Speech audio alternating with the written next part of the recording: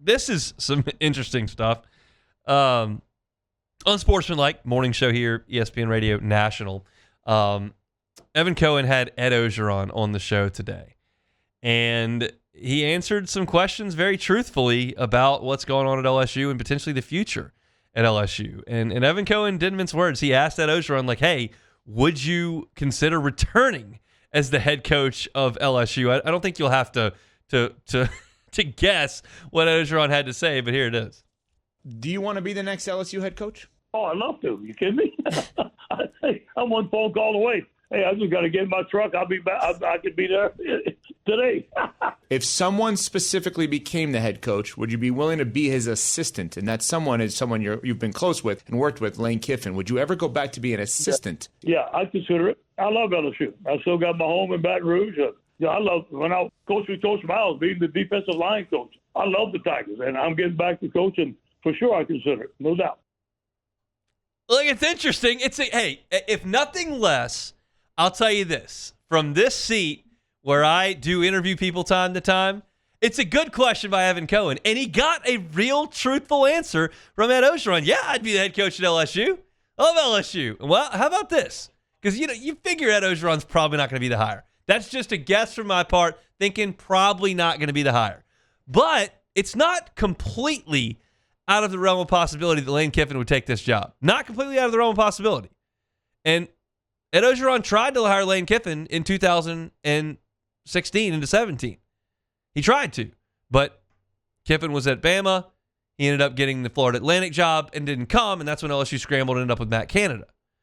But those two guys have worked hand-in-hand at Southern Cal, worked hand-in-hand at Tennessee, have a great relationship, and Kiffin was going to come work here at LSU and leave Alabama for it, but he got the head job. I can't tell you it's completely out of the question if Lane Kiffin took this job that Ed Orgeron would be an assistant here. And it wouldn't be completely unprecedented. We just watched Bobby Petrino become the offensive coordinator at Arkansas. We just saw that. So it's fascinating to look at. And, Ed Orgeron was the toast of this place in 2019. Then things soured a little bit in 20, and they went completely off the rails in 21. I'll tell you this, there would be some mixed emotions around this place with Ed Orgeron coming back. And I think he's a really good defensive line coach. I think he's a really good recruiter. I think he knows the state of Louisiana very well. And none of those were problems when he was the head coach here. And if you tell me that he's going to be here to run camps and to coach defensive linemen and to build relationships with high school coaches and 18-year-olds, he's pretty good at it. It surprised me to hear that, though, because you realize, like, when a place takes your dream away, it's hard to feel like you can go back to that. But you'll hear in some sound we're going to play here a little bit later that he appears open to that, which kind of surprised me a little bit. You hear coaches all the time answer questions like that. Would you come back and say, well, I would never speculate on anything like that. I'm interested in coming back to coaching, and whatever opportunity presents itself, I'll certainly take a look at it. That's not what he said. He said, oh, I consider that. Yeah, absolutely. I love LSU. So there's Coach O potentially being the head coach here or coming to work for Lane Kiffin on the defensive side of the ball. Now, there was more in this interview on Unsportsmanlike on ESPN Radio about the expectations at LSU, and Ed Orgeron talked about what Brian Kelly ran into. The expectations at LSU is to win a national championship. And the pressure starts to arise around the third year. And they give you time to give you the facilities, they give you the money that you need. And if you don't reach that, there's going to be some rumblings. But you can see the team has regressed, having 3 losses in the conference. And what Texas A&M did to LSU at Tiger Stadium at night, and then what they did after was an embarrassment to me, all the state of Louisiana.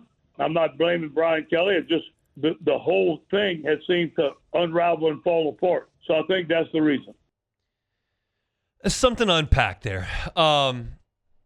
When he said that's an embarrassment to me, I said the same thing. Now, I'm an LSU alum. I do the pre- and post-game for LSU. I've been a fan my entire life. LSU has never harmed me in any way in terms of firing me. And then you've got the side that, it's the whole deal like when your girlfriend breaks up with you, you don't want her to do better than you. And so there's a part of you that kind of roots against things once you're out of the picture. And Ed Orgeron has gone on this media tour. He's gone and done the whole Barstool thing. He was at the Ryder Cup, with Roback. He's going on ESPN Radio's national broadcast there. I don't know exactly how Ed Orgeron feels about the whole thing. I don't know Ed Orgeron. But it was interesting to hear him say that. And then my wheels start turning like, does he really mean that because he's a deep Louisiana guy who doesn't want to see Texas A&M dancing on LSU's grave? Or is there a part of him that just wants to take a little shot at the coach who was hired to do a lot better than him that did not do a lot better than him? I'll never know. I don't really care. It's an interesting thought. It doesn't really matter, quite frankly. But I felt the same way. I told you after the game on the postgame show, on Monday's show here, it was the most embarrassing thing I've ever watched in Tiger Stadium was to watch A&M do all that goofy stuff in that end zone while LSU couldn't compete with their team on the field. That was a low point. And, I think Ed Orgeron was certainly watching that. He didn't, however, agree or like the fact that Brian Kelly was fired in the middle of the season. He doesn't like any of those, and he kind of alluded to that in the interview as well. I don't like it, okay? Think about the guys that worked hard all summer for their season. What about winning football games? What about finishing the season? Giving those guys a chance. And now we have all these jobs open, and all these kids are wondering, hey, where's my coach? What's going to happen? And kind of ruins the season for most kids. And I understand the pressures of the transfer portal, and I understand that people get sick and tired of the coach, but I wish that they would wait till the end of the season and let this thing play out. I'm with him there. I really am. This is a me thing. This is a Hunt thing. I just don't like how quickly so many college football teams, quote unquote, check out. I don't like how quickly the season ends, and there's no good way to fix that because I don't want the NCAA basketball tournament expanding to 115 teams, and I don't want the college football playoff to be 30 teams because I do want the regular season to mean something, yes. But also the fact that we're just dumping coaches in September now, middle of October now, is just an indication of just how fast your goals fly off the table in college football. And it's something that I've talked about the last couple of days. I'm not going to belabor the point, but I do feel for the players who were essentially told in late September, mid-October, hey, by the way, nobody up in the administration gives a rip about what goes on the next couple of months. Like, we've already pulled the plug on your coach, pulled the plug on your season.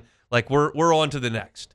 And you can sit here and say, well, we actually fire them because we want them to get a new voice and give them a chance to feel a breath of fresh air before the end of the season. And I hear you here and there, but the point remains that the kids know that the program's moving in a different direction. And there are a lot of kids there that know that they're not going to be in Baton Rouge next year. And there are a lot of coaches who now know that they got to find a new job, and this is just a temporary placeholder situation. It's just an odd situation for everybody when the plug is pulled so early in this thing. But it happened with Les. It's happened with Brian Kelly. It happened with Ed Orgeron. Look around at Billy Napier and James Franklin and Trent Dilfer. Like, it's happening all over the country. And it's just a bummer. I just don't think that happens as much in baseball or basketball. Like, it happens in basketball, like it happens a little bit. In baseball, it really doesn't. But just like you to go out there and try to finish, try to compete. Now, hopefully LSU does that. There's probably a reason that Orgeron's a really good interim coach because he has that kind of mentality. And I think Frank Wilson shares a lot of that DNA as well. But it was an interesting interview with Ed Orgeron, who's open to a return to LSU. See if that ends up coming to pass. Hey, thanks for watching Hunt on LSU. Before you get out of here, do us a couple of favors. Hit that like button, leave your comments below, and subscribe to the channel for all your Fighting Tiger football talk. See you next time.